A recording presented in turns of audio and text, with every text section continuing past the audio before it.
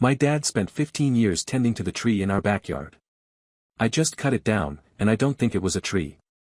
I don't know where else to turn. I can't talk to my mom about this, she's already a wreck. I can't talk to my dad because, well, he's the reason I'm writing this. I did something, and I thought I was doing the right thing. I thought I was saving him. But now the house is filled with a silence that is so much worse than the screaming I wish I could hear, and I see the look in my father's eyes and I know I've made a terrible, terrible mistake. I need help. I need someone to tell I need to do. We live in a nice house. The kind of place people move to when they want a family. A big yard, a picket fence, flower beds my mom fusses over. It was a normal, happy place to grow up. Until the tree. It all started about 15 years ago. I was 10. My dad came home from work one day absolutely buzzing with an energy I'd rarely seen.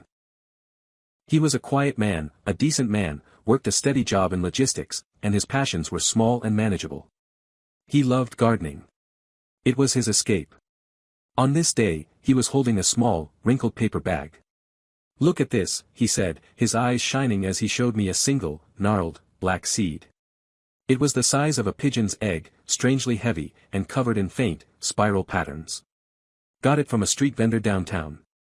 An old fella. Said it was special. Said it would grow into a great tree, a king in our yard. Said it would cast its shadow over the whole house and protect us. I was 10. I thought it was cool. My dad was a sane, rational man, but he always got a bit poetic when he talked about his garden. I just figured he was exaggerating to make his only kid excited. We planted it together in the center of the backyard. It was a good memory. One of the last purely good ones, I think. The tree grew. And it grew fast. Faster than any tree has a right to grow. Within a couple of years, it was already taller than me. My dad was ecstatic. He tended to it like it was some kind of deity. He built a small, neat wooden fence around its base, not to keep animals out, but, it seemed, to designate its space as sacred. No one else was allowed to water it. No one else was allowed to prune it, not that it ever seemed to need it. It was his. For years, my mom and I just accepted it. It was Dad's hobby. His thing. When he was out in the yard, kneeling by the tree, we knew that was his time. We didn't interfere. We didn't think much of it. But the tree kept growing. And as it grew, my dad started to change. Subtly, at first. He'd spend more and more time out there. He'd come in for dinner with dirt under his fingernails and a distant, peaceful look on his face. He started talking about the tree not as a plant, but as a presence. "The tree is well today," he'd say. "It enjoyed the rain." We'd just smile and nod. By the time I was in my early 20s, the tree was a monster. It was a species none of us recognized. Its bark was a smooth, dark gray, almost black, and its leaves were a deep, waxy green that seemed to drink the sunlight. It towered over our two-story house, casting a vast, profound shadow over the entire backyard for most of the day. And that's when we really started to notice the wrongness. The first sign was the other plants. My mom's prize-winning roses, the vegetable patch, the cheerful little flowers she planted every spring, and anything that fell under the tree's shadow for more than a few hours a day would wither and die. The soil beneath it became barren, gray, and hard as rock. Then, the animals. Birds stopped nesting in our yard. The squirrels that used to chase each other across the lawn vanished. Even our family dog, a golden retriever, would refuse to go into the backyard. He'd stand at the back door, whining, his tail tucked between his legs, refusing to set a single paw in the shadow. But the worst change was in my father. His obsession became his entire existence. He quit his job. He said he needed to be home, to attend to the tree. He'd spend all day, from sunrise to sunset, sitting on a small bench he'd built directly under its densest branches. He just sat there. Sometimes, we'd see him from the kitchen window, his head tilted as if he were listening to something. Sometimes, his lips would move, and we knew, with a certainty that made us sick, that he was talking to it. My mom and I tried to reach him. We pleaded. We begged. "Honey, please," my mom would say, her voice breaking. "Come inside. Eat something. You look so thin." He'd just shake his head, a slow, placid smile on his face. "I'm not hungry. The shadow is enough." It's so peaceful here. It comforts me. It can comfort you, too, if you just come and sit with me. We never did. There was something about that shadow. It wasn't just a lack of light. It felt cold. It felt heavy. It felt hungry. Standing at the edge of it felt like standing at the shore of a deep, dark ocean. You knew you shouldn't step in. The last weeks were the breaking point. He stopped coming inside at all, except to sleep in his chair in the living room for a few fitful hours. He was wasting away. His skin was pale and waxy, his eyes were sunken, but they held a serene, vacant glow that terrified me more than any anger could have. He was being consumed. The tree was eating him alive, and he was letting it. I decided I had to do something. I had to save him. The tree had to go. I waited until night. I watched through the window until he finally, reluctantly, came inside and slumped into his armchair, falling into his usual restless sleep. The house was silent. My mom was asleep upstairs. This was my chance. I grabbed the heavy wood-splitting axe from the garage. My hands were sweating, my heart pounding a frantic, terrified rhythm against my ribs. I stepped out the back door. The yard was bathed in the pale, ethereal light of a full moon, but the ground beneath the tree was a pit of absolute blackness. I stepped into the shadow. The cold was immediate, shocking. It wasn't a natural cold. It was a deep, draining cold that seemed to pull the warmth directly from my bones. I walked to the base of the tree. Its smooth, black bark felt strangely slick to the touch, almost like skin. I raised the axe. As the metal head touched the bark, I heard it. A whisper, right beside my ear, a voice that was both male and female, old and young.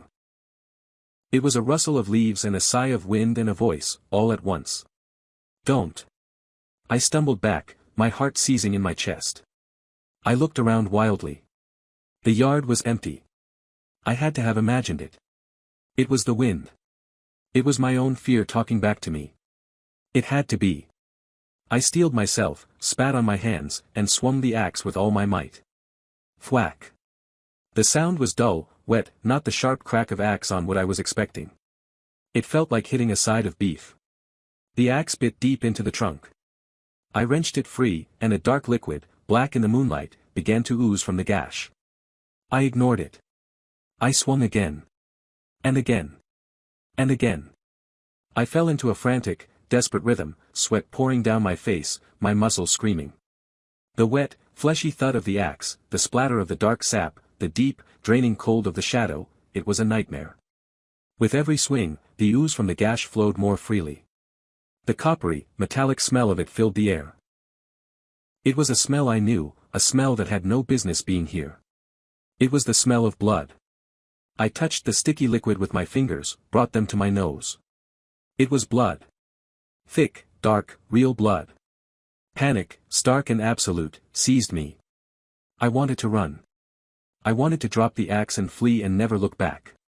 But then I thought of my father, of his vacant, smiling face, of him wasting away on his bench. I couldn't stop. I had to finish it. I screamed, a raw, wordless sound of rage and fear, and I put everything I had into the last few swings. The gash widened, the tree groaned, a deep, shuddering sound that seemed to shake the very ground. And then, with a final, tearing shriek of splintering matter, it fell. It crashed into the yard with a ground-shaking boom, its great branches shattering my mom's empty flower pots. Silence. The shadow was gone. I was panting, leaning on the axe, my body trembling with exhaustion and adrenaline. My eyes were drawn to the stump. To the place where I had cut it. I pulled the small flashlight from my back pocket and aimed the beam at the wound. The inside of the tree wasn't wood. It was a chaotic, fibrous mass of what looked like dark red muscle and pale, glistening sinew, all woven around a central, horrifying core. Where I had cut the tree in half, I had also cut it in half. Embedded in the center of the trunk, integrated into its very being, was the torso of a human being. I could see the curve of the ribcage, the shape of the spine, the pale, rubbery look of preserved flesh. I had cut it clean through. The dark blood was still pouring from it, soaking into the ground. I didn't know what to do. I couldn't scream. I couldn't move. My mind simply stopped. What was this? Who was this? Was this what my father had been talking to? Burn it. The voice came from behind me. It was quiet, raspy, and broken. I spun around, my flashlight beam cutting wildly through the darkness. My father was standing at the edge of the patio. He wasn't looking at me. He was staring at the fallen tree, at the mangled, bleeding stump. And the expression on his face, it was the most profound, gut-wrenching sadness I have ever witnessed. The vacant serenity was gone, replaced by a grief so deep it looked like it had cracked his very soul. "Dad?" I whispered. "We have to burn it," he repeated, his voice hollow. "All of it. Now." We worked together in a grim, silent ritual. We hacked the branches and the great trunk into manageable pieces. We dragged them into a pile in the center of the yard. My father moved like an old man, his newfound clarity costing him all his strength. He never once looked at the horrifying thing at the heart of the trunk. We doused the pile in gasoline, and my father threw the match. The fire went up with a roar, a greasy, black smoke that smelled of burning meat and something else, something acrid and deeply wrong. We stood there for hours, watching it burn, until the great tree that had dominated our lives was nothing but a pile of glowing embers and a scorched black circle on the lawn. I thought I had saved him. I thought I had cut out the cancer that was killing him. But I was wrong. It's been a week. The tree is gone. The shadow is gone. My father, he's inside. He eats what my mom puts in front of him. He sleeps in his own bed. He's physically present. But he's not here. The obsession is gone, but the peace, twisted as it was, is gone, too. It's been replaced by a constant, humming anxiety. He paces the house. He stares out the window at the empty space in the yard. He jumps at every unexpected sound. He doesn't speak. Not a single word since that night. He just looks at me sometimes, with those haunted, broken eyes, and I feel like I'm the monster. I destroyed the thing that was consuming him, and in doing so, I seem to have destroyed him, too. I traded a smiling zombie for a silent, terrified ghost. What was that thing? What did I do? And how do I fix my dad? Is there any way to bring him back from whatever edge I've pushed him over? Please, if anyone has any idea what happened here, tell me. The silence in this house is getting louder every day.